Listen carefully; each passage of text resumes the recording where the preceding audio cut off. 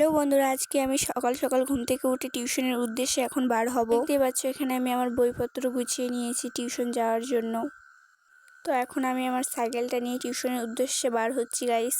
তো এখানে আমার শ্যামা মায়ের মন্দির আছে, তো এখানে আমি একটু প্রণাম করে নিলাম।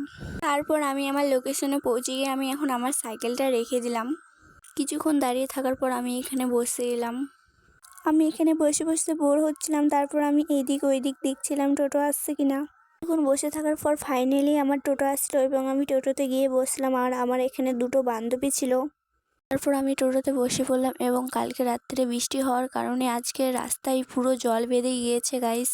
এখানে একটা শিব মন্দির ছিল গাইস, তোমাদেরকে দেখাতে পারলাম না। আর সকাল সকাল সাইডের গাছপালাগুলো দেখতে খুবই সুন্দর লাগছিল গাইস। আজকে আমার বান্ধবীর মুড কেমন ছিল জানি না, তবে আমাকে একটা সুন্দর দেখে ফুল গিফট করলো। দূর যাওয়ার পর ছিল শনি মন্দির, তো শনি মন্দিরটা বন্ধ ছিল। আমি আর আমার বান্ধবীরা মিলে টিউশনের দিকে যাচ্ছি। তোমরা রাস্তার অবস্থা দেখো, কি পরিমাণে কাদা হয়েছে, মানে বলার মতো না। এখন টিউশনে পৌঁছে গেলাম। এবারে এখানে সবাই মনোযোগ দিয়ে পড়াশোনা করছে গাইস। বান্ধবীদের সাথে আড্ডা মেরে এখন আমি বাড়ির দিকে রওনা দিচ্ছি গাইস।